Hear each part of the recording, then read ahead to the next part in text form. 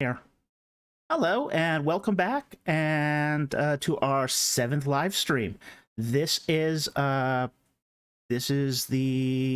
Seven and the Ragged Tiger edition, in sort of celebration of also my love for music. So again, all the titles are sort of themed off of popular culture references and have little or nothing to do with actually Egypt itself or the Bible.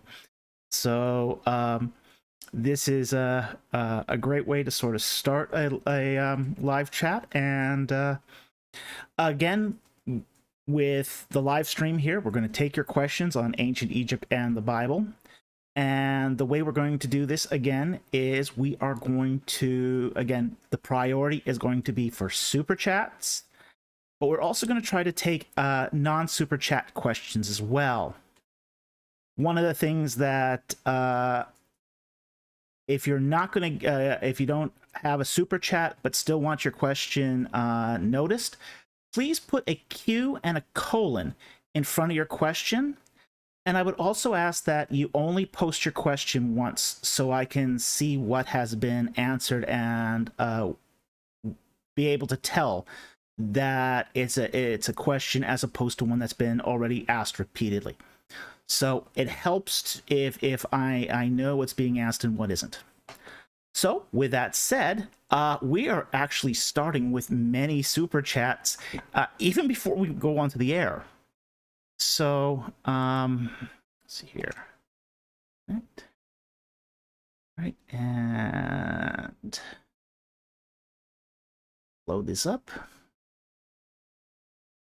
And our very first super chat is from RG Strategy for $5. Thank you very much for your super chats. One blank and one with a question. Now, the question is, did Sisinnes I get the silver to make his coffin from reusing silver from earlier kings, or actually got it from trade? Now, prior to the Third Intermediate Period, and I actually got a little picture here of actually not his coffin, but the coffin of Shoshank II. Now, we think he got it from trade because during the 18th, 19th, and even into the 20th dynasties, silver was actually a very rare resource. So it's most likely that he got it in trade somehow. So again, this is before Shoshank I did his conquest of, say, Israel. So he would have invariably had to have got this from silver mining operations that were at this point starting to go into production. So it's very interesting because we see this throughout the burials of these Third Intermediate Period kings, where they're basically in these silver coffins with silver masks.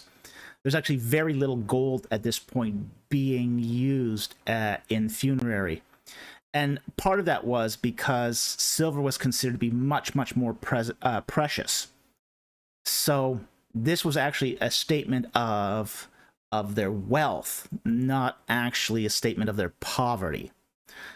So it's very interesting because you look at something like this and you would say, well, you know, the craftsmanship isn't as good as the New Kingdom, and you know, it's silver, not gold. And we would think today, yeah, okay, it's an impoverished dynasty, but that's not what's going on here.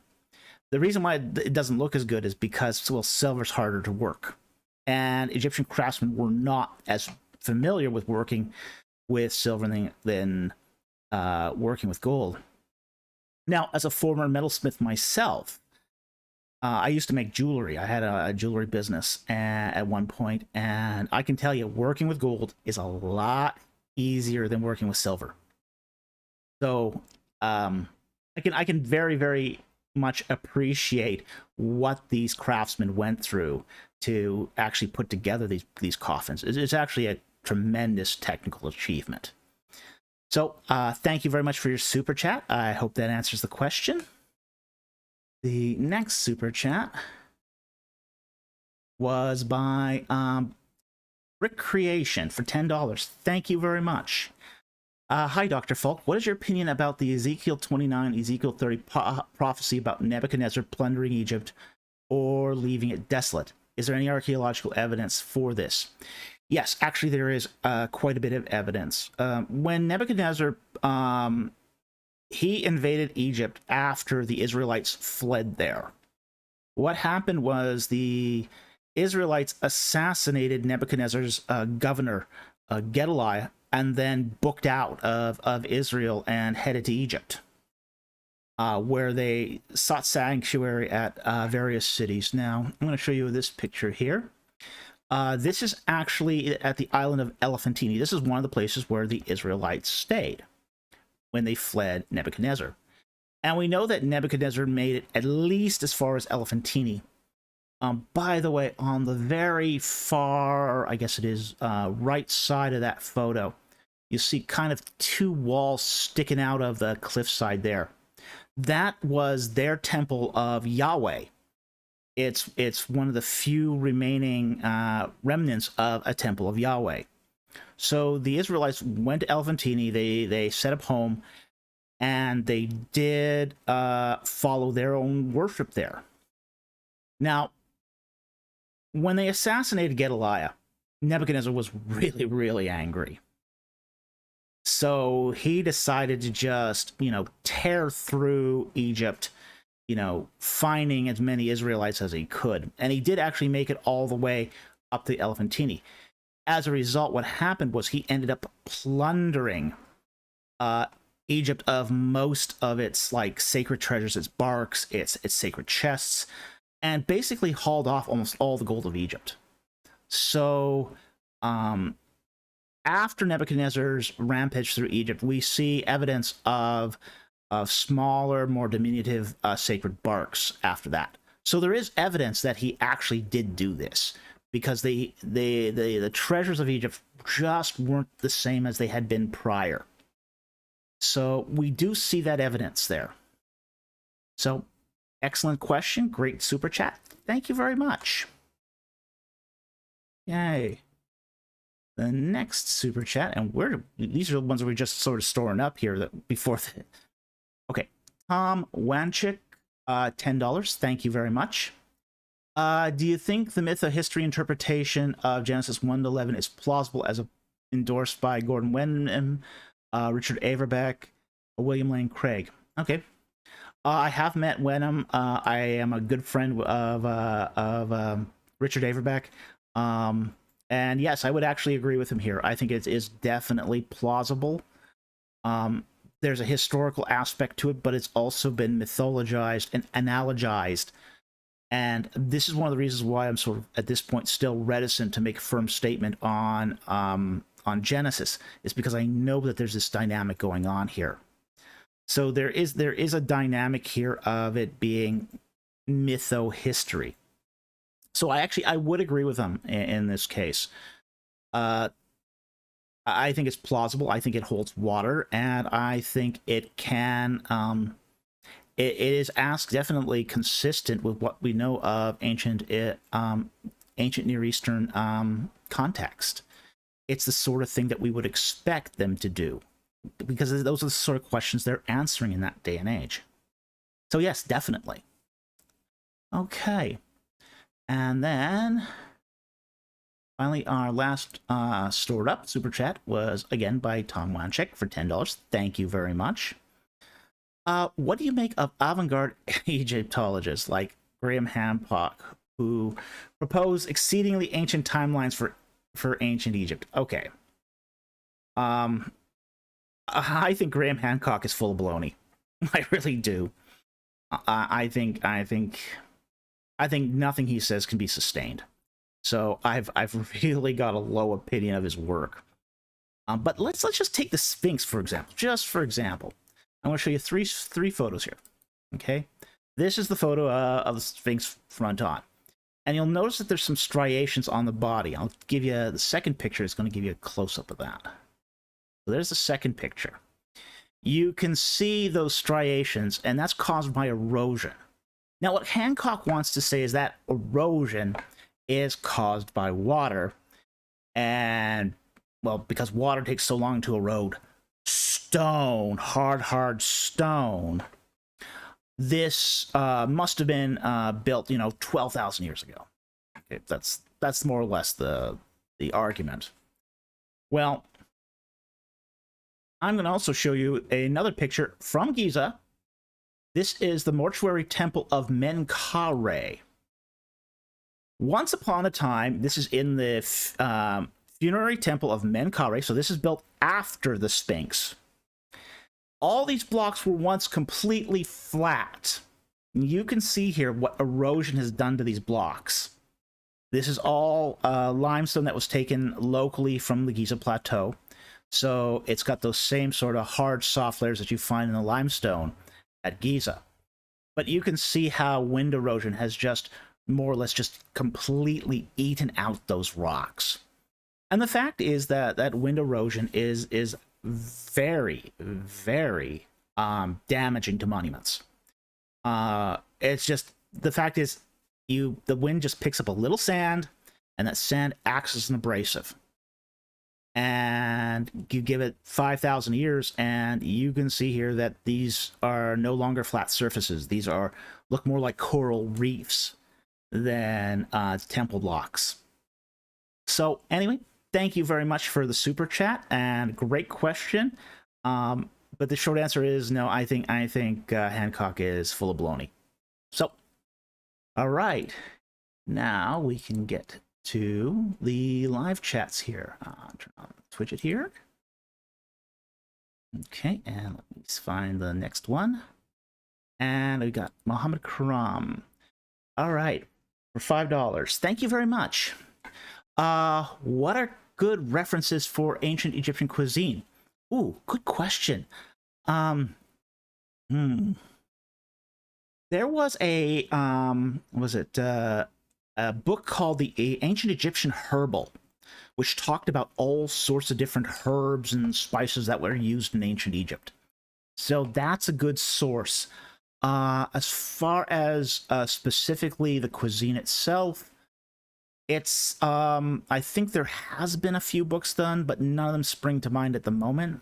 Maybe some of the other viewers will know them, but the one that sort of stands out to me is that herbal. That one is probably one of the best I've seen. So that's all I can say at the moment. Thank you very much for the super chat. Very much appreciate it. And then Michael Beeson, $5. Thank you very much. What is the earliest text for the opening of the mouth in context of statues, also ditto with the dead? Okay, the earliest reference, I believe, is in the pyramid texts, and that's to 6th dynasty.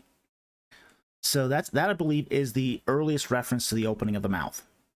Now, what the opening of the mouth is it is actually, the mouth is just opened with a ceremonial spoon, with the idea that the spirit can come in and out of the mummified body through the mouth. Also that the mummy can also at this point accept food and drink offerings. So that's the purpose of the opening of the mouth, is really to allow the day and night return of the soul of the deceased. Because the mummy was a proxy, was the body that the mummy could return to afterwards, or the soul could return to afterwards.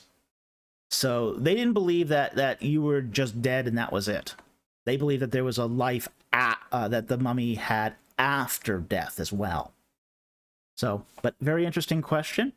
Thank you very much. But I do think the earliest reference, I believe, is in the pyramid texts. So, thank you very much for the question and the super chat. Okay, 501 Mobius for $5. Thank you very much. If Tutmosis III was the pharaoh of Joseph and had a temple of Amun at Karnak, why would the Hyksos king have a temple at Karnak?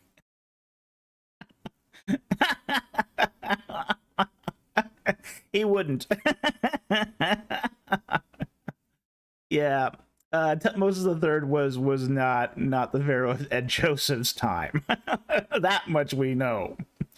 Tutmosis III was a Theban prince, and the Hyksos kings never made it to Thebes.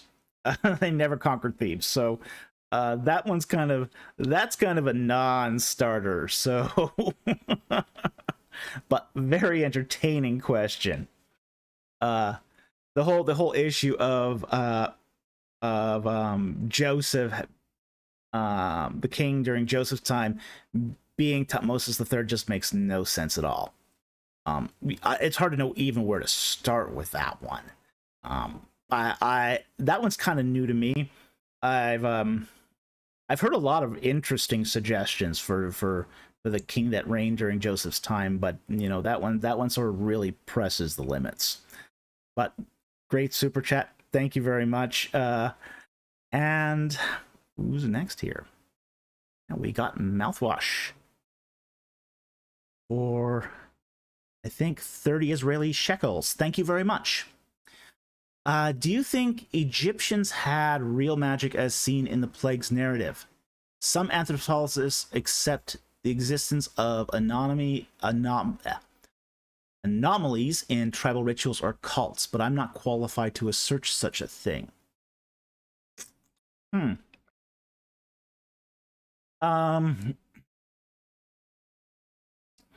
That question's a bit difficult to answer. Because first of all, I mean, I am a historian.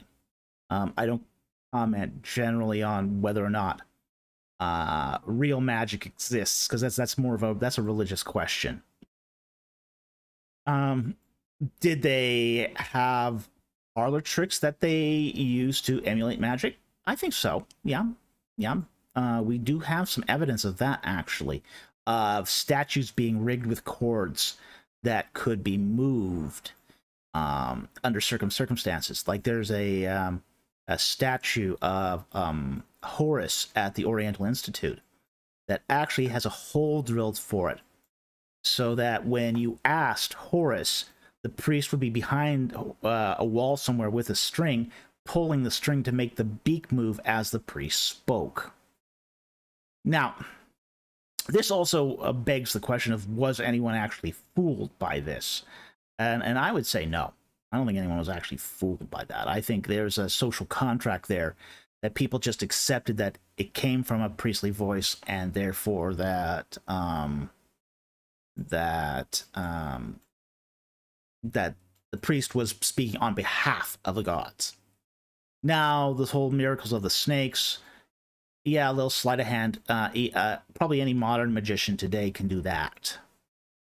But that's what we see interesting about these the plague narratives too, is that things, they start off with these sort of simple, almost look like parlor tricks, but they gradually get more and more complex and really beyond the ability of the Egyptian priests to be able to perform these miracles. So we know that the Egyptians definitely practiced magic. That much we know. Did they have actually any real magical power as they performed magic? That's an impossible question to answer. But I really appreciate the question, and thank you very much for the super chat. Okay. $5 super chat from Muhammad Karam. What is the earliest record of the Canaanite languages that we have? Okay. The earliest record of the Canaanite languages, and Canaanite languages are part of what's called West Semitic languages, would have to come from at least Umamara. That's probably the earliest record we have of Canaanite languages. Now, this is not the earliest Semitic languages. The earliest Semitic language we have is actually Akkadian. But we have from, say, Mara, at least evidence that there was Canaanite language and writing going back to about 2350, 2400 BC, during the, say, early Bronze Age.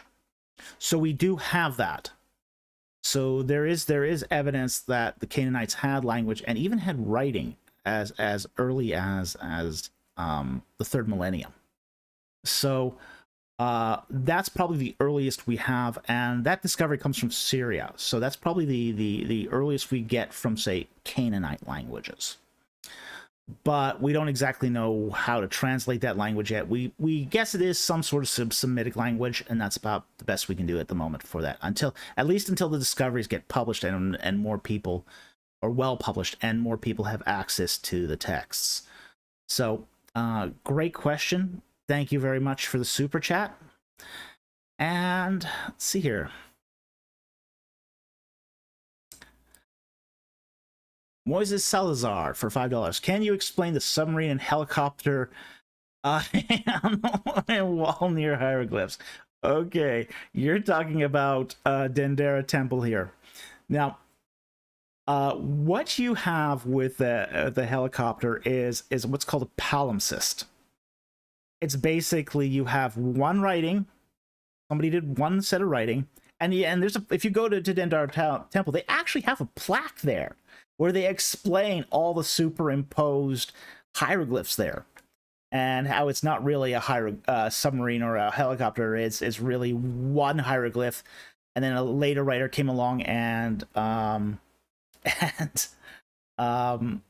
wrote another hieroglyph over top of it. So it wasn't originally written like a helicopter. It was just a visual effect of the palimpsest. So that's what's happening there. So it's one writing being written over top. Now, we do know that the Egyptians did occasionally write over other people's writing. You know, kings come, kings go, but writing is eternal. Unless your successor tries to erase it and does his own thing over it. Well, how smart kings kind of got this is they carved their hieroglyphs really, really deep, so it became impractical to just rub them out. We see this particularly at the beginning of the reign of Ramses II. He does this a lot, where, like, for example, you can go to, say, Luxor Temple, and you can see writing that was ordered by Ramses II, and I kid you not, it's like 6 inches into the rock. I mean, those hieroglyphs are deeply dug. You're not going to be able to gouge those out and replace them. And that was the point, is that they weren't replaceable. So it's a very interesting optical effect that we see a helicopter, but what it really is one king writing over the other.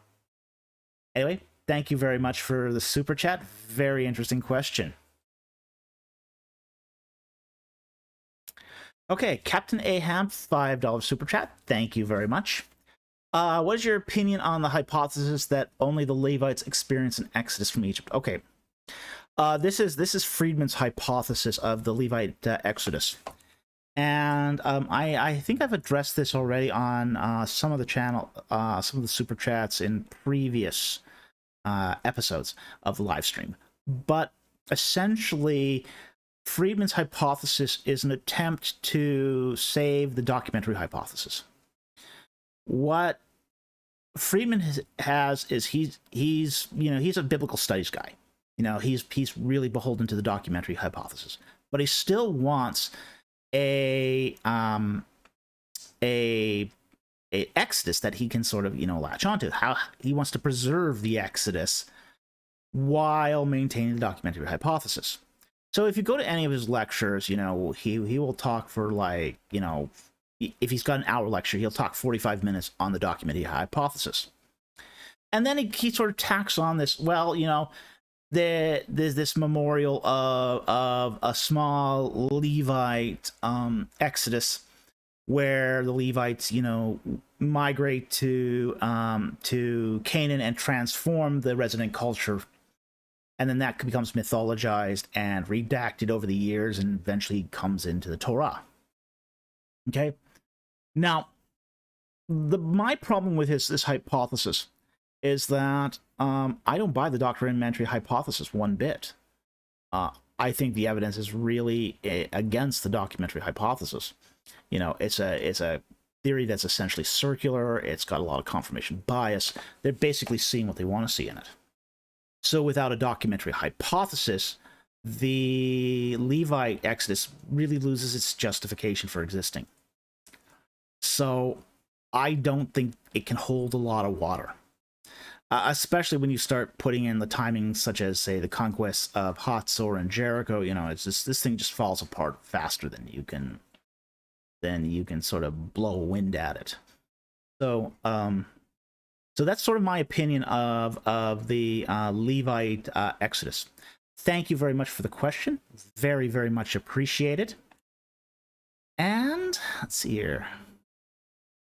Another super chat from Moise Salazar for $5. Thank you very much.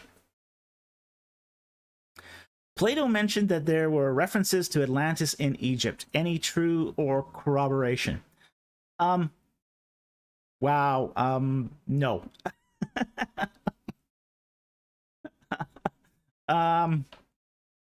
We don't know exactly where Plato got his references to Atlantis from. There was some speculation that it was between the Pillars of Hercules, wherever that was. You know, somebody said, you know, has postulated that one of the pillar was at Gibraltar, the other was in Egypt, you know, particularly like the pyramids of the Karnak or somewhere like that. But no one really knows where the supposed other second pillar of Hercules was. So I don't think here that there's a lot of corroboration for any of the the stories of Atlantis that Plato has sort of passed down. Now, some people have suggested that it might be Santorini. You know, the explosion of the volcano at Santorini that caused most of the occupants to perish and the whole city to be the whole island to be destroyed. Maybe not. Again, there's not enough evidence here to give it proof one way or the other. So at this point, all we have is a story. So I think that's where we sort of stand with Plato's Atlantis theory. But thank you very much for the super chat. Very much appreciated. And great and interesting question. A very interesting question. Okay. Next one. Mohammed Karam again. Thank you very much for the $5 super chat.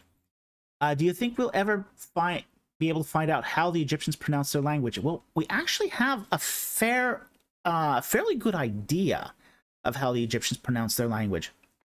And the reason why we have that idea is because the last stage of the Egyptian language actually survived into modern times, which is Coptic. Coptic is essentially late Egyptian with a little bit of about 10% Greek thrown in, and with a different sort of pronunciation of alphabet. They use a Greek alphabet with 6 supplemental characters. So when Champollion did his decryption of hieroglyphs, he actually did it. I mean, we all know about his use of the cartouches of Cleopatra and Ptolemy to decrypt hieroglyphs. But what's less often known is he actually used Coptic as sort of the language template to actually decode the language. So he already had some idea of how it was spoken, how it was pronounced, and he was able to then sort of decode hieroglyphs using Coptic. So we do have some idea of how Egyptians pronounce their language. Now, we don't have a complete idea, because we don't actually have a complete sort of historical catalog of how it changed over time. And we do know that the Egyptian language did change over the time, and it's those changes that are sort of up in the air. Like, for example, how the vulture bird or the aleph is pronounced. That's a very controversial thing, and many Egyptologists have varying opinions on how the aleph is supposed to be pronounced. The same thing with the armed character, or what's sometimes called the ion. Same deal. but some we're actually very, very familiar with, and like the ember, the owl.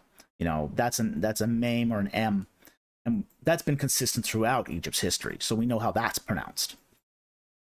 Vowels, I'm less sure, because Egyptian did not really record its vowels until Coptic. So we don't know if there were any vowel changes that happened also early on as well. So with Coptic, we're close, but we're not quite there. So I hope that answers your question. Thank you very much for the super chat. Very much appreciate that. Okay.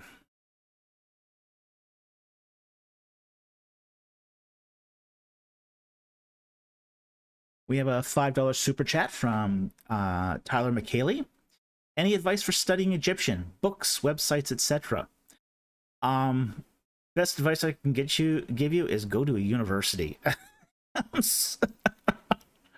Okay, because it's a hard language to be focused on day in and day out and do the work. You almost need someone to drive you to do it. It's But I will say this, there are some good resources now. Resources have never been better for learning Egyptian on your own. I have a small series on how to at least pronounce the alphabet and to draw it. You can find that in one of the video lists. Books. I would actually, for books, there's actually several good books now on studying Egyptian. Mark Collier's book on hieroglyphs is very, very good. I'll say that. It's short, it's very, very good. It doesn't get into advanced topics, but as an introductory text, it's very good. James Hawke's book is more advanced. That's also very good. And as a solid reference grammar, this book is really hard to get now. So if you can get it, hang on to it, which is Gardner's Egyptian Grammar 3rd edition. It's excellent. It's long in the tooth, admittedly. There's been some changes and discoveries that have been made since he last published it, I think in the 1950s or 70s or something like that. But it's a very good reference grammar, but it's hard to get now. It's out of print and it's very, very hard to get. And prices on that have just gone shot through the roof. It's like any Egyptian book that goes out of print. As soon as a book on ancient Egypt goes out of print, it starts doubling and tripling and goes up astronomically in price. Some of these Egyptian books that were, say $40 new have become $4,000 on the used market. So I would suggest getting your hands on say some of those books if you can. If you can get a sweet deal on, say, the PDF of Gardner's book, that might be your best bet. I didn't advise you to do that, by the way. But it is out of print now. So it is getting very, very difficult to get. Okay? So thank you very much for the super chat. Very much appreciated, and I hope that answered your question. Okay, we have a $4.99 super chat from Matthew Harrell. What religious papyri should I read other than the Book of the Dead, Coffin, and Pyramid Texts and Sinuhe? I'm stuck and I don't know what else there is. Oh boy, wow. There's actually a lot of religious texts. Not so much papyri. We have a lot less papyri than we have, say, say monuments, religious monuments in stele. Stuff like Ikarnofret is a very important stele. There's like the wisdoms texts. We find a lot of wisdom texts like Amenemhat, Amenemope, and Ipuwer. There's a lot of those. I would also recommend, say, the Papyrus Westcar. That's not so much a religious text, but it does have a lot of insight into Egyptian religion there. So it depends on where you want to go here, because there's a lot of texts. You could even read, say, some of the religious texts on, say, that were inscribed on Karnak Temple, like the Annals of Tutmosis III. It's a war text, but it's also a religious text. All these texts are essentially... The thing is, 99% of the texts we get from Egypt are religious texts. Most of the texts we find in Egypt are religious texts. It's sort of the reverse situation that we find, say, in Mesopotamia, where most of the texts in Mesopotamia are receipts. We actually find few receipts in Egypt and a lot of religious texts. So the world is sort of your oyster here on this one. So if you're looking for religious texts, you aren't going to go wrong. There's lots of them. Lots of them. You can pick up almost any anthology of Egyptian literature, like Merriam-Lick Times or a William Kelly Simpson's anthology, and just find lots and lots of religious texts. And you can find them going from the Middle Kingdom all the way into the Ptolemaic period and Roman periods. So there's huge amount of breadth here. So thank you very much for the super chat. Really very much appreciated. Okay, another super chat from Mouthwash, 15 shekels. Thank you very much. Disciples question regarding the Jews of Elephantine. Okay, now I'm gonna have to hunt that down. Let's see.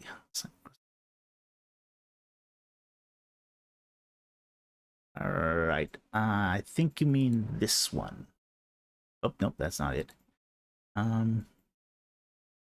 Disciple of Christ question. Is that it? Okay. Gotta blank the screen here for a moment. Okay. All right. What is the story behind the Jews at Elephantine? Why were they there? Why were they distinct from their brethren in any interesting ways? Yeah, actually, they were distinct in some ways. And I'm going to actually throw up the picture of Elephantine again, just because it's really, really interesting. Now, this is the Aramaic, what they call the Aramaic quarter at Elephantine.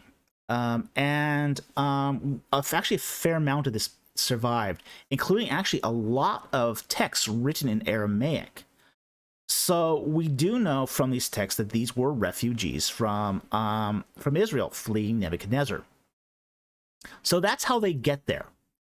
But once they're there, what happens is they become mercenaries for the Egyptians, and they were also fell into, say, a lot of pagan practices as well.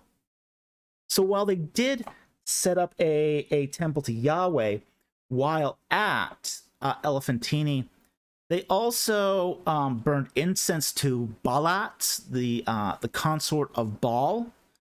They did libation and food offerings to, say, the goddess Mut, mother of heaven.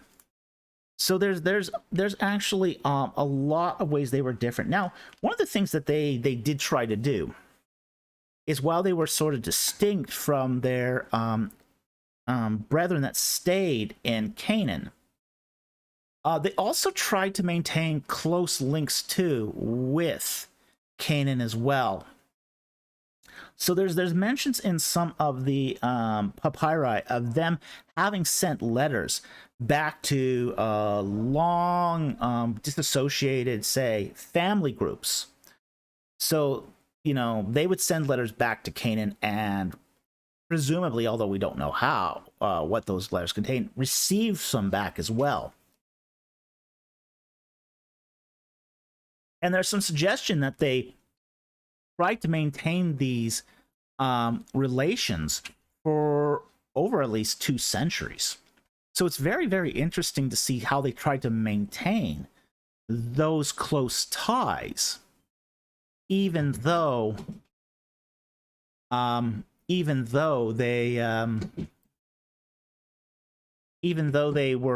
were separated by a huge amount of distance. And Elephantine was the sort of place where that an Israelite fled to when he really didn't want to ever go back. So it had that sort of connotation of, you know, you go to Elephantine, you're not ever coming back. So these are not places that people, you know, temporarily stayed. These are people that went into permanent exile. With that said, the colony here survived. The Temple of Yahweh was eventually destroyed by by the priests of Khnum. Now, the Temple of Yahweh was actually right next door to the Temple of Khnum. So if we kept going right off the photo here, we'd actually hit the Temple of Khnum. And Elephantine was founded for this temple. So there was apparently quite a bit of friction between the Israelites and the Egyptians that were there, and there were riots, and those riots led to ultimately the destruction of the temple there. But the colony managed to survive into roughly about the 1st century BC. After that, we don't know what actually happened to the residents. So that's sort of the history of the Israelite colony there at Elephantine. So I hope that answers Disciple of Christ question and that super chat that referred back to it. So let's see what's next here. I think Moses Salazar is next here for $5. About Jericho, the grains were still in storage and findings are in accordance to the biblical account. Is that true? Yes, you do find char grain at the Middle Bronze destruction at Jericho. But you also find it other places too. Here's the thing. One of the things is that the char grain will be... You'll find char grain at any site that's been destroyed with fire. You know, that's just... You know, that's not remarkable. So that doesn't actually tell us much. In fact, there's a field called paleobotany, where, you know, along with your excavation team, who might consist of ceramicists, osteologists who study bones, you'll also find these paleobotanists who will basically go through plant remains and seeds, and they find tons and tons of charred grains, and cities have been destroyed by fire. So again, not unusual. This is very, very common in sites that have had any sort of destruction at all. So is it true? Yes. Is it remarkable? No. Unfortunately, it doesn't really tell us anything, and I think too much is made of this, because as I said, you'll find this in any site with destruction there by fire. So, but interesting question. Thank you very much for the super chat.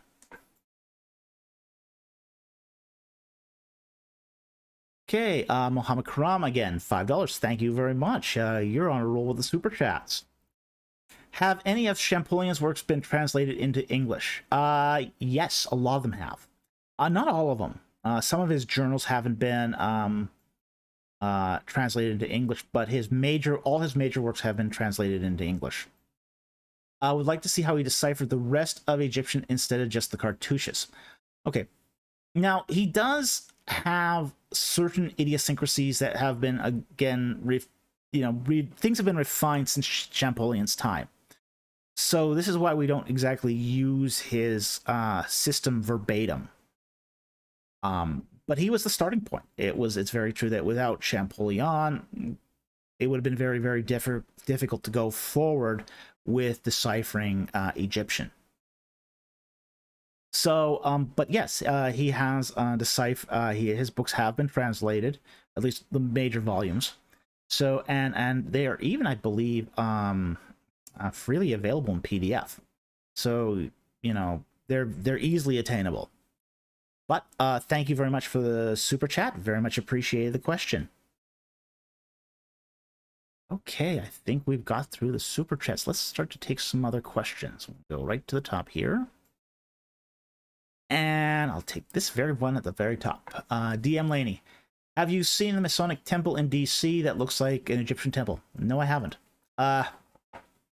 I've been in Washington, D.C. once, and that was actually for an Egyptology conference, of all things. And when I was there, what I ended up going was to the National Geographic Museum, where they were having a wonderful exhibit on the Queens of Egypt. And that was a fabulous exhibit. It was, brilliantly done. The selection of artifacts were really good. It was easy to take photographs. It was just a wonderful exhibit. But have not been to the Masonic Temple, and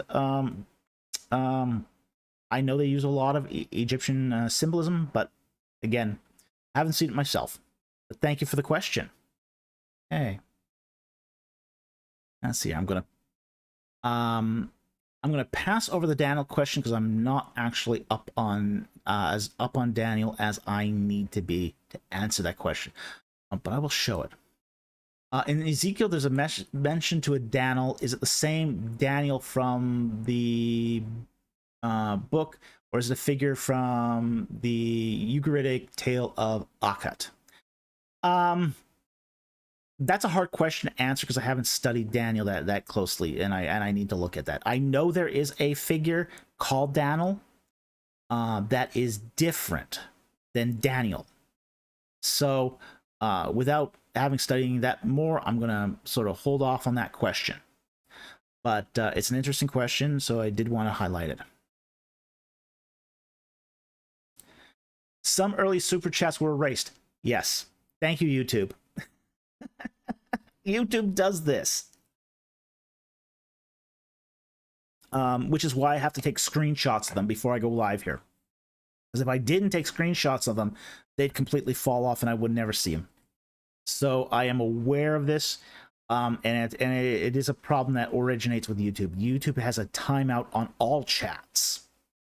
So it's not just super chats, it's any chat that it'll just fall off and delete, timeout and delete. So that's just a problem with YouTube here. Okay. Let's see here.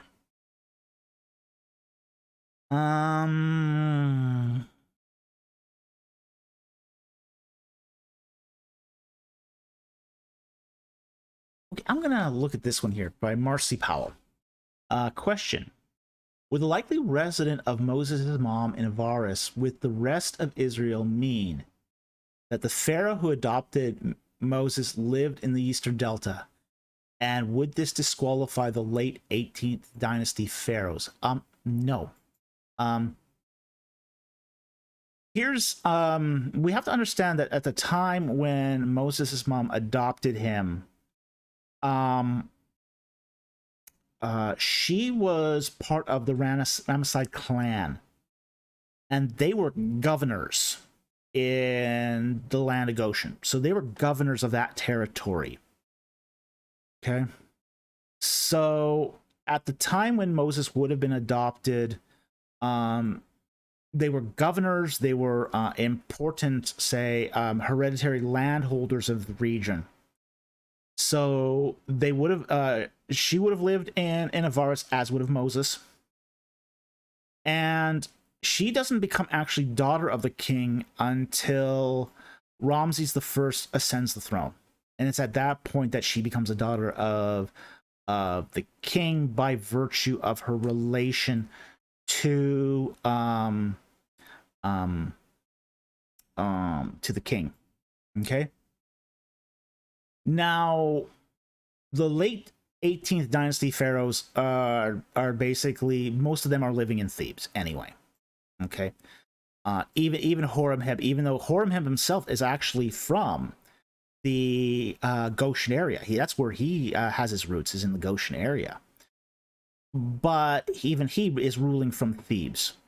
So they're all those late 18th dynasty pharaohs are ruling from Thebes, except for, say, the Amarna period, where they were ruling from El Amarna, Akhenaten, it was called in ancient Egyptian. However, because those late 18th dynasty pharaohs, say, ruled from Thebes, I don't think you can use that alone to, say, disqualify them as pharaohs of the Exodus. But there's a lot of other data that can be used to disqualify them as, say, the pharaohs of the Exodus. So I hope that answers your question. Thank you very much for the question. And I see... Let's see what we have down here. I see a super chat. So... Frodojack, $5. Thank you. If you could have the guitar of your dreams, what would it be? Oh, that's a tough one. Because my taste in guitars change frequently. Yeah, you know, a Les Paul would be nice, but I've been looking at Telecasters recently too. I've also been thinking about basses. So a Squire 5-string bass would be really, really appealing at the moment, to be honest, to get that extra bassy sound. So yes, probably the next one on my list would probably be the Squire bass. But I don't have that kind of money at the moment, so I know Squire basses are not expensive, but they're still out of my league at the moment. So, but I don't actually have all that expensive tastes in guitars. I tend to go for more of the budget guitars. I don't actually hear a lot of difference between, let's say, a $5,000 guitar and a $500 guitar. I'm not that good of a player, so for me, that's that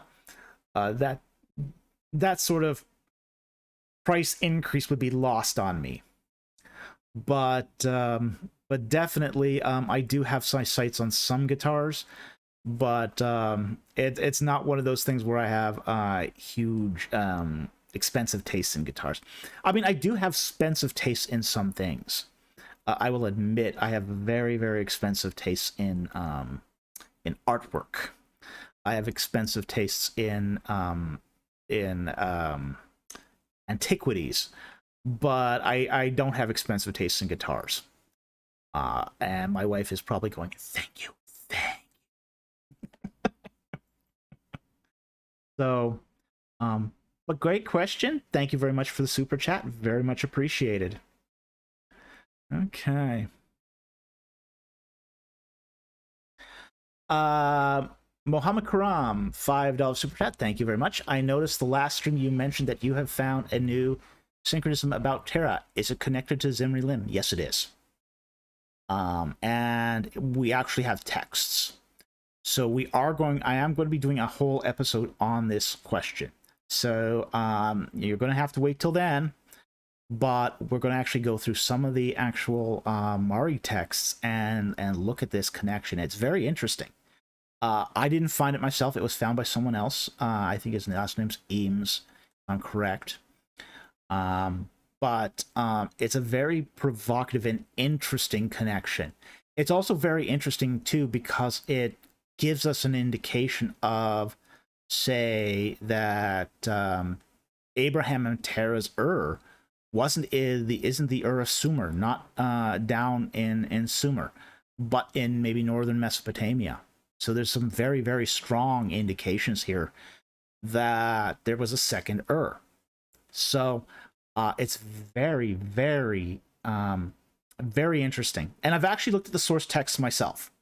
So I actually went into my collected volumes of the source text and actually took a look at it to verify this.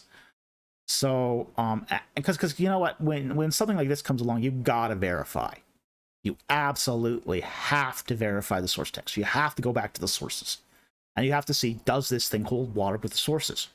Because there's people that make all sorts of crazy claims that that if you don't verify, it can get you into some really real trouble. So I've already verified the sources. So at this point, I'm just going through my production schedule here, and then we will do that video on that. So that's going to be a very interesting episode. So stay tuned for it. And thank you very much for the super chat. Okay.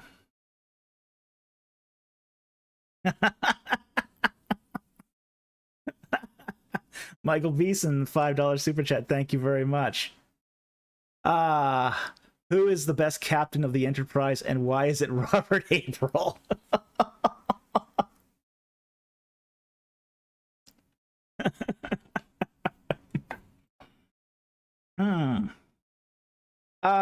I'm sorry, I'm not actually a fan of the Enterprise captains. I actually was much more. I think Benjamin Sisko is a much better Starfleet captain than any of them. I mean, he's the only one that was actually like acted like a Starfleet captain. The rest were just sort of ooh. So I was much more into Deep Space Nine than I was into most of the Enterprises. So I certainly was not a Voyager fan. Ugh. Ugh. Sorry, Janeway Wrong Way was just not not what I would consider holding up the highest professional standards of the service. I used to watch Voyagers though to find out what would be the next wrong ethical decision she would make. If there was an ethical decision, almost invariably Janeway chose the wrong ethical choice almost every time. So I did watch it for that effect. But as far as Star Trek, I was much more into, say, Deep Space Nine. But thank you very much for the question. Very, very much of a geek and a fan question. Very much appreciate that. Okay, let's see. Back to non-super chats. Let's see here.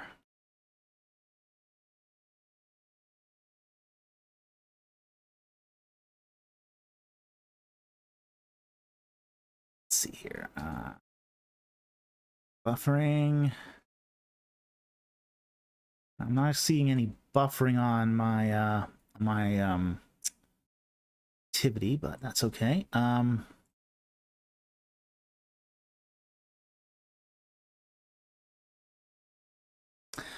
gonna take this question, although I don't think I have an answer for it. Sorry if I'm repeating the same question from last stream. What's your opinion on Farms Mormon apologetic group owned by BYU, Brigham Young University, Latter-day Saints owned college? They argue that BOM is the Book of Mormon is some A&E document. No. That much I can pretty much answer right now. The Book of Mormon is not an ancient Near Eastern document. It has nothing to do with ancient Near East. It's more or less been shown that it was a ripoff of a novella done by Solomon Spaulding in the 19th century. So I think that's really more or less beyond question at this point. And even if it was, even if the claims were true, which I really doubt, it's still not an ancient Near Eastern document, because even according to their own claims, it would be a New World document, an American document, if what they claim that the 10 tribes, the quote lost tribes of Israel, which weren't really lost, by the way, migrated to North America.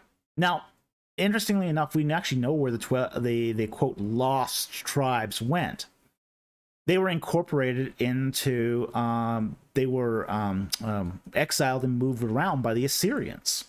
Essentially, the Assyrian Empire had this policy of moving families, relocating families to sort of break up clan groups. So any family group larger than, say, the nuclear family was exiled and moved around. Similar to what the Babylonians did with the young men of Judah, of Jerusalem, is when they exiled them to Babylon. They didn't get that. They didn't invent that policy. They were just adopting the policy that was already in place by the Assyrians. Now, because the Assyrians did this, and because the Assyrians also kept some very good records, we can actually see Israelite names in, say, Assyrian documents where they served as soldiers. Lawson Younger did a really, really great study on this, where he tracked down what happened to the 10 tribes of Israelites as they were exiled by the Assyrians, and he can trace them going many generations. So yeah, I don't think that that they can make this case. The LDS Church can make the case that the Book of Mormon is an ancient Near Eastern document. So I don't think that works. But thank you for the question. Let's see here.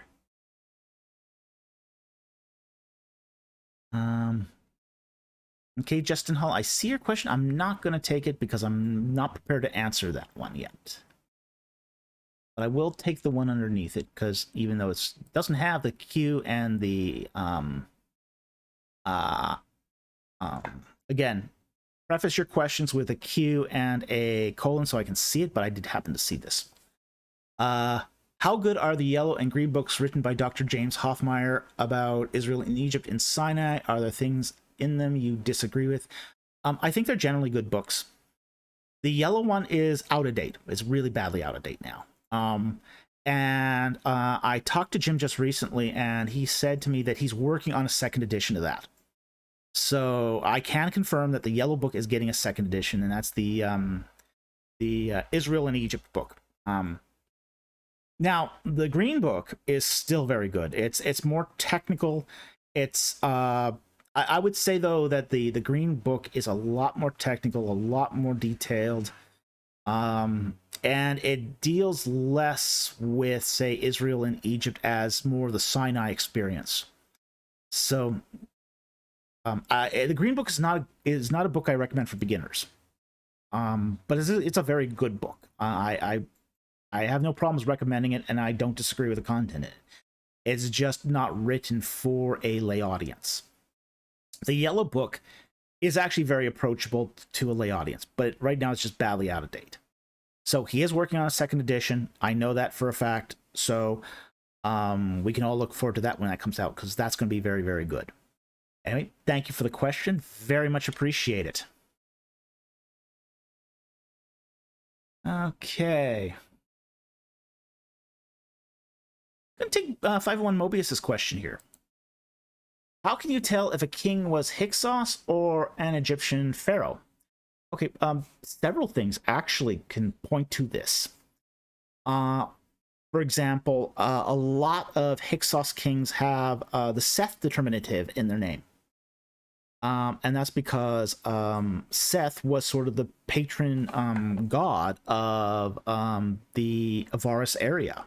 So the land of Goshen used... the Canaanites brought with them the storm god Baal, and they built a temple at Avaris. So once the Canaanites started that worship there, they connected Baal with the Egyptian storm god Seth. So when you look at Hyksos names, a lot of them are Seth-based names, whereas, say, an Egyptian name is usually a Ra name, like Usur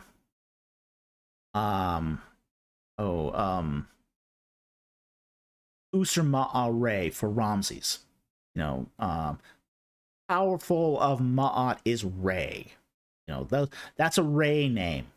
Whereas, say, Hyksos name or a name of a king that originated from, say, the Delta region would more likely have Seth in the name. This is why, like, for example, like Seti the First. Seti the First actually is not a Hyksos king, but he originates in the Delta. And he actually has Seth in his name, because he originates from the Delta. So many of the Hyksos kings had that sort of Seth name. Like the Nebti king that was in the 400-year stela of Seti the First. You know, he has a Seth determinative in his name.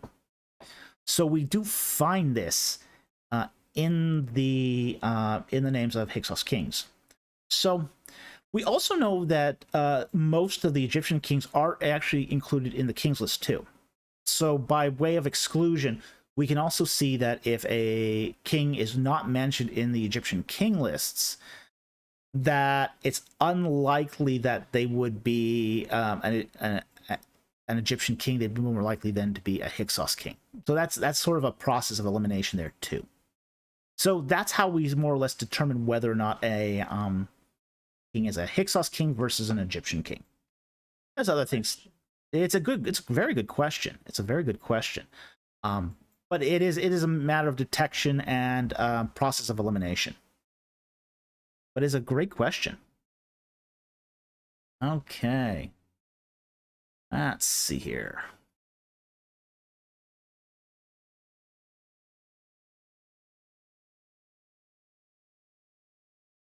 Gonna take this one here. Again, we're doing really good here. We've got lots of great questions today. All right, Kumar B. Are there any accounts of ancient Egyptians finding fossils, dinosaurs, and creating legends or incorporating it into their myths or religion? No, we don't have that in Egypt. We don't see that very much in Egypt. Part of it is because there aren't actually large fossil deposits in Egypt, at least not of what we would call dinosaurs or giant vertebrates. The fact is that the entire area of Egypt was essentially a runoff plain. It was a sea. It was essentially a sea up until, say, at least according to paleontologists, a few million years ago. So for much of Egypt's prehistory, it was underwater. Now, because it is a runoff plain, this is where we get all that that limestone that makes up the Giza Plateau. And if you go to Giza, you can actually see fossils of brachiopods, which are kind of clam-like relatives of they're clam-like mollusks. But you see these fossilized brachiopods in the limestone at Giza. And if you go to, say, the Temple of the Sphinx, you can actually see the brachiopods still in the walls. So there's actually fossils there. But these are relatively small creatures. So Egypt didn't have fossilized remains of, say, dinosaurs like they would have at Carthage. At Carthage, they find it's very likely that at least people in ancient Carthage had some exposure to fossilized remains. Now, with that said, there's actually a very interesting discovery that just came out this week. There was an excavation done in Israel of a Solomonic house, a house that dates to roughly the time of Solomon. And they found some coins there. But they also found a collection of fossilized shark teeth. Now, this is very interesting because when the excavators did it, they thought initially that this was just, shark, they had shark for dinner and, kept the teeth. Well, when they sent the article out for peer review, one of the peer reviewers said, hey, that's not a modern shark. That's an extinct species of shark that those teeth come from. And they went back and they had a look at the collection of shark teeth, and they discovered that they were all fossilized. So this raised some very interesting open questions as to, well, why were Israelites during the time of Solomon collecting fossilized shark teeth? Nobody knows. It's a very interesting and provocative discovery. So we do find these little fossils creep into excavations, but we don't see them so much in Egypt. But great question. Thank you very much for asking it. Okay.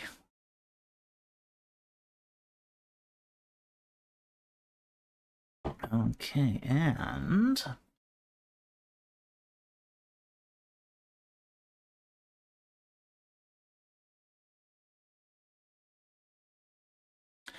I'm going to take this one here by Mark Fofi. What would be good reading material for Joshua's campaign? Ooh, I always like, I think Richard Hess has written on this. I know his ancient Israelite religion touches on this. I think he's written something on this as well. I would also suggest, say, the Background Studies of the Old Testament. I think that's what it's called. I keep forgetting what the name of that book is actually called. Let me just look that up. Really fast here. All right, as I look this up here, and okay.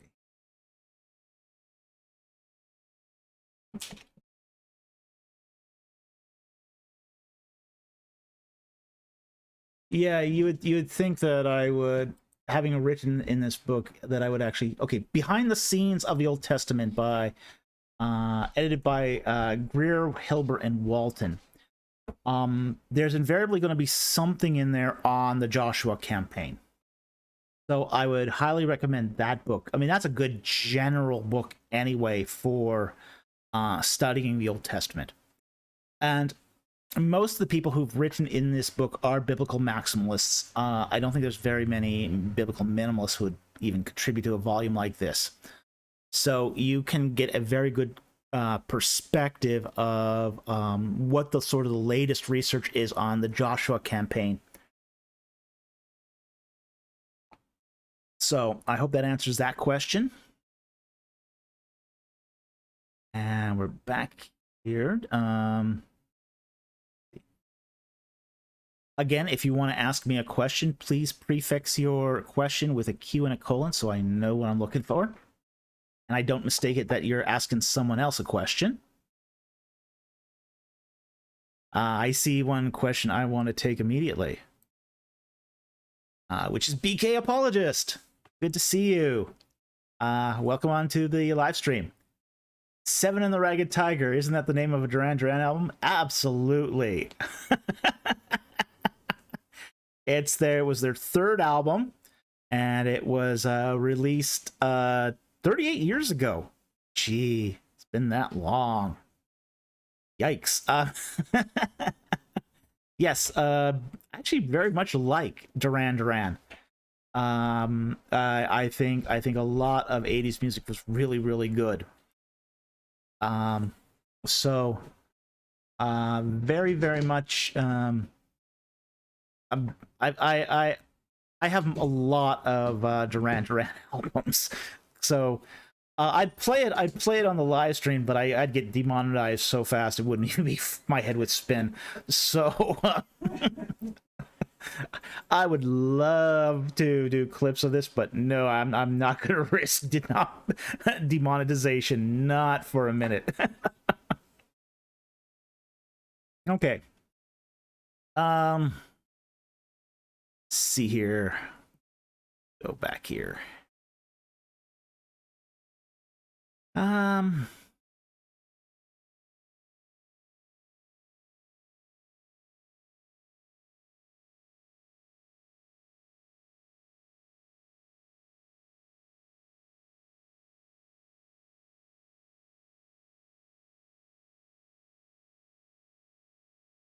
Let's take this one here. Question: is there problems in translating Bayat Dawid to House of David in Tel Dan Stela? I don't think so. No, I think it's, people have tried to really strain the gnat on this one. They looked for when this first came out, the Tel Dan Stela. The Tel Dan Stela is very interesting. It's beautifully carved. I mean, it was this, and it was found in situ. If this had been on the antiquities market, it would have been surely regarded as a fake, because it was just too perfect. But it was actually recovered at Tel Dan during an archaeological dig, so there's no question of its authenticity. But a lot of people have tried to say Bayat Dawid isn't House of David, and they've looked up every etymology they can possibly imagine to suggest that it isn't the House of David. And I don't think that washes. I don't think that makes any sense at all. A lot of the proposed things, like House of the Beloved. I mean, yes, David does mean beloved, but House of Beloved doesn't make any sense either. You know, one of there was a philologist at University of Liverpool, Fairman, who basically said a translation that doesn't make sense is nonsense. You know, a translation has to make sense, otherwise it's not a good translation.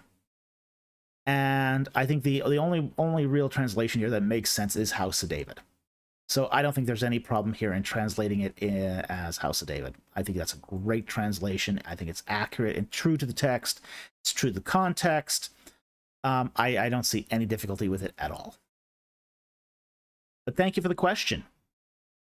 Okay, we've got some more super chats. JD Freeze, $5. Thank you very much. What do you think of the idea that Tut's sisters co-ruled before during his reign? Oh, I think this is one of the most controversial topics in Amarna studies. I think Mary Datton, there's another one as well. I can't remember the other one. It has been suggested that in fact, I even sat in on this paper in an RC conference that Tut's sisters ruled before him. I don't see that happening, honestly. But a lot of strange things happen in Amarna. So, you know, who knows exactly what happened. I'm hoping there's going to be some more revelations that come out of the city they discovered by Medina Habu with some good texts. You know, wine jar dockets would be really, really helpful here to sort of place reigns. I'm just not... I don't think the evidence here is really compelling. I'd like to see more evidence before I sort of jump to that on that ship. And I don't think I don't think the evidence is nearly as compelling as the person who gave that paper said it was. So, again, there's some ambiguity as to what happened, say, around this time.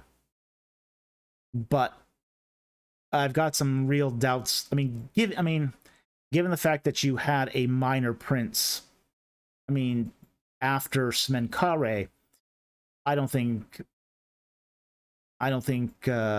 the prince would be, say, usurped in favor of a couple of princesses. So yeah, I'm not buying it for a moment. Unless there's more compelling evidence. If there's more compelling evidence, okay, I'll reassess that point. But at this point, I'm not so sure. So, thank you very much for the super chat. Very much appreciated, and great question. And we got just a $5 super chat from 501 Mobius. Thank you very much appreciated. Okay. I heard someone try to say the Tel Dan Stila said kettle. Yeah. LML. Oh, yes. I would agree. Yeah, they just really tried to strain the gnat on that to try to make that, you know, anything but the House of David. Yeah.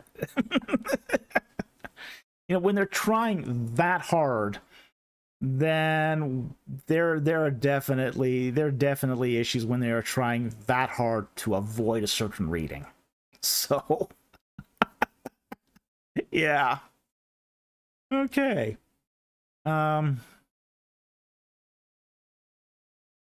Let's see here. We've got time for a few more questions. So, see what we got here. Picard forever. Nah. I'm not that into Picard, sorry.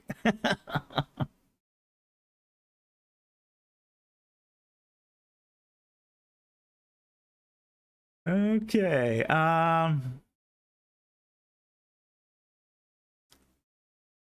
According to John wrote, just tune in. What do you make of the scholarly view that Daniel was written in the 2nd century, at least parts of it, if I'm not mistaken?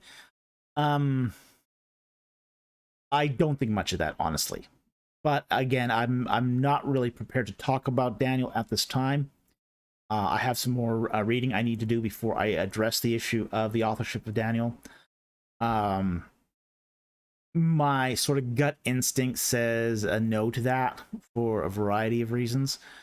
Not the least of which is that the Septuagint itself was translated in the 3rd century. So yeah, I don't think the 2nd century here is really a viable date for the authorship of Daniel. Now I know people have, again, they're straining the gnat. They're trying to avoid a conclusion they don't like. So I don't think here that they've got a good foundation to go on, but I'm also not going to comment on the authorship of Daniel until I really, really look at this in detail. But I will be doing it because I get a lot of people asking this, especially after some of the stuff that Digital Hammurabi has said. So I will be looking at it. I just haven't done it yet. But thank you for the question.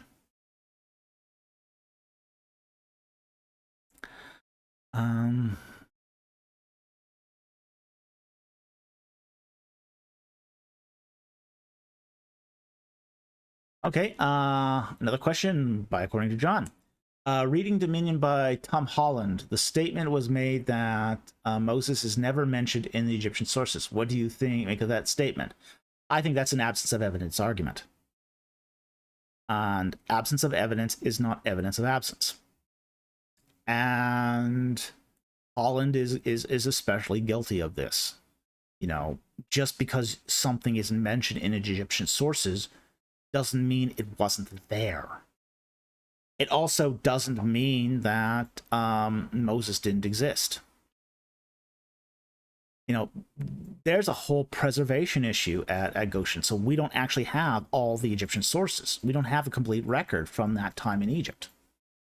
So, you know, you can't just say that there's no record of something because, frankly, if there had been records, most of them were destroyed. Very few records of, like, for example, of, say, court documents, the documents of the royal court. You know, we almost have no royal court documents. We only have, from all the time in Egypt, from all 3,000 years of Egyptian history, we have the court records of one 15-year slice of Egyptian history, and only the records they received, not what they sent out, and not what they kept for themselves. That's it. And that little tiny slice is the Amarna period. That's it. That's all we have of royal records from ancient Egypt. It's crazy how much for that much history, how little we have of Egyptian sources. 99% of everything we have from Egypt is religious texts, and what we can infer from Egyptian history comes from those religious texts. So, unfortunately, I can't make much of this argument because, again, it's an absence of evidence argument, and that has led many a historian to a complete ruin. It's even terrifying that anyone still tries this these days, because it's embarrassed and destroyed the careers of so many historians. So, thank you for the question. It's an interesting question, though. Okay.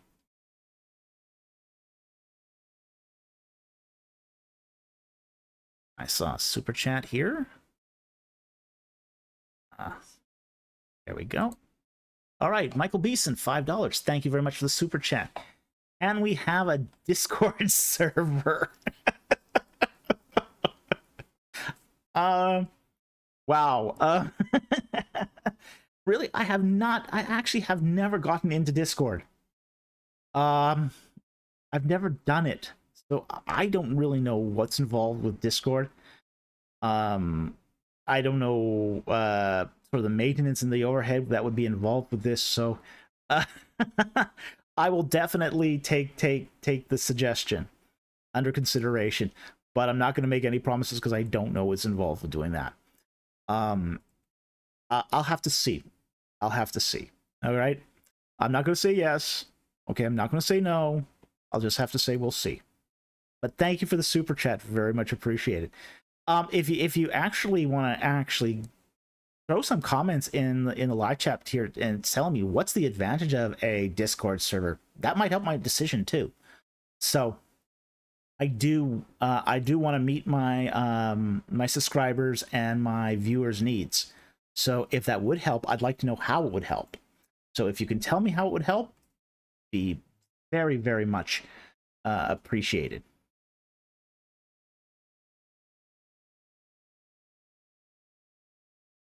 I'm going to take this question by Mark Fofi, and we're actually getting close to the hour-and-a-half mark, so we're going to wrap this up very, very soon. So I'll take one, maybe two more. There's what? Okay. Oh, there's a super chat. Okay, I'll take the super chat, and I'll definitely take this question here. Was Avaris ever called Goshen or something similar by extra biblical sources, or was it purely a Hebrew name? That's a good question, and we don't really know the answer to that. We know it appears in Hebrew texts. It's a regional designation. It's not actually a city. So being a regional designation, regional designations are harder to track down than the names of actual towns. Because towns are kept in, say, topographical lists and other records like that. So it's very, very difficult to sort of narrow down Goshen. It doesn't appear to be a designation that is used a lot outside of Hebrew records. So again, it's really hard to say on that. But Avaris itself was never called Goshen by the Egyptians. So it's a Hebrew designation as far as we know, but you know, a new papyrus can change that also in a very quick order.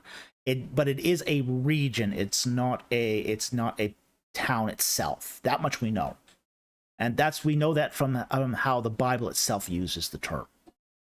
So thank you very much for the question, and we see the super chat from Alex Lofgren for $5. Thank you very much. Could the plagues have been a principal cause of Egyptian domestic trouble in the late 13th and early 12th centuries? Thanks for making this channel. Well, you're most welcome. We are an educational channel. We are primarily here to serve the needs of our subscribers and our viewers. And the whole purpose of this channel is to educate people on the relationship between ancient Egypt and the Bible. And by doing so, help people understand the Bible better, as well as ancient Egypt. So we're serving two communities here, and the interest and the intersection between those communities. So we strive to make this channel as good as we can, given the budget we have. So thank you very much for your appreciating the work we do. Now, your question: could the plagues have been a principal cause of Egyptian domestic trouble in the late 13th, early 12th centuries? Late 13th century, you're starting to look at, let's see here, who's on the throne at the time. Late 13th is...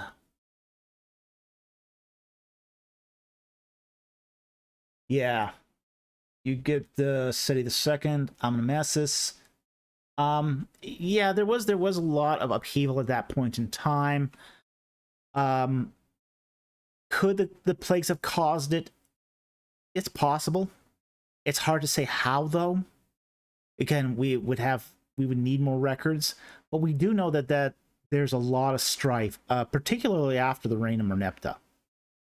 And even Merneptah's reign is a little rocky. You know, we do start seeing incursions from Libya during the reign of Merneptah.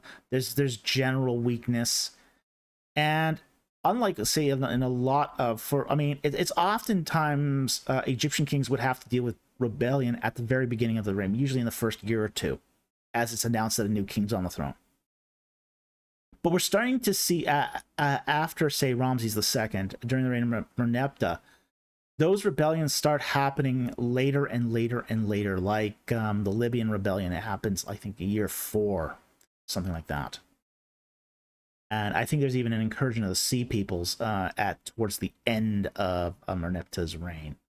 So we're already at that point starting to see some difficulties here and a softening of Egyptian hegemony. So were the plagues a principal cause? It's hard to say, but it could be a butterfly effect too, where just the littlest thing could upset the apple cart. So it's hard to say if it's a principal cause or if it just exacerbated existing causes. So that would be the debate there, and I don't think we have enough evidence one way or the other to say which one it was. But great super chat, interesting question. Thank you very much for the super chat. Very much appreciated. Okay.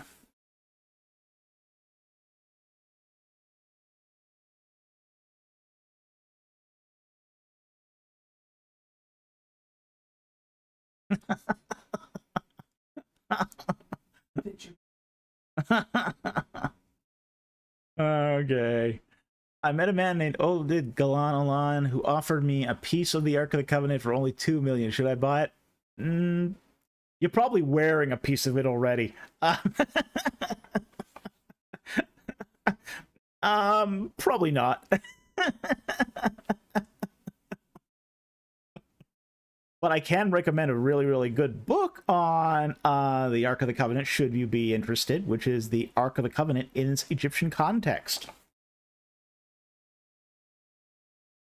This book right here, done by yours truly, where we actually look at the Egyptian context of the Ark of the Covenant.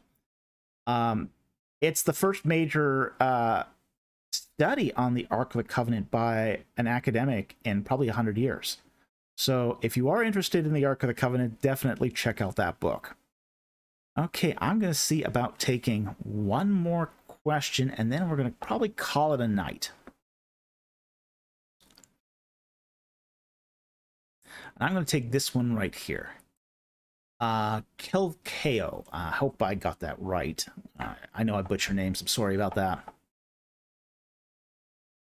Protojack. One more super chat. Okay, we'll take the super chat after. This will be this question here will be the last of the non-super chats we take tonight. Okay. Do you think Akhenaten's religious reform was a reaction to the Exodus? No, I don't. I think that Akhenaten's reforms took place before the Exodus. And the reason they took place before the Exodus is because the Canaanite population at Avaris was still there through the time of Akhenaten. So the Canaanites, the Asiatic Semitics that lived at Avaris were still there during Akhenaten's reign. And they would remain there until the reign of Ramses II. So with that said, I don't think Akhenaten's religious reforms were a reaction to the Exodus.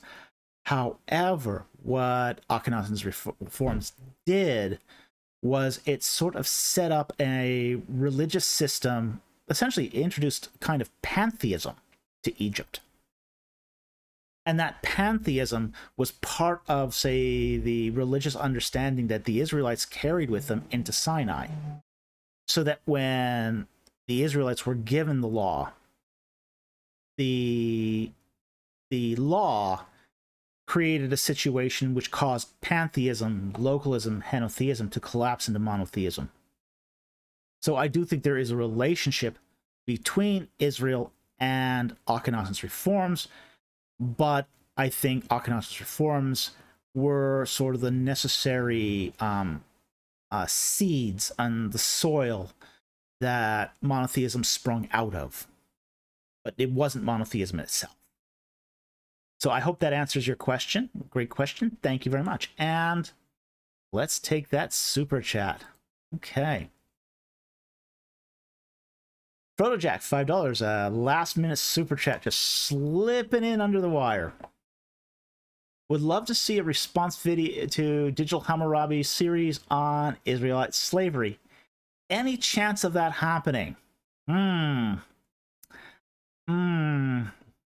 Maybe. Maybe not. We'll see. We'll see. I'm not going to make any promises here.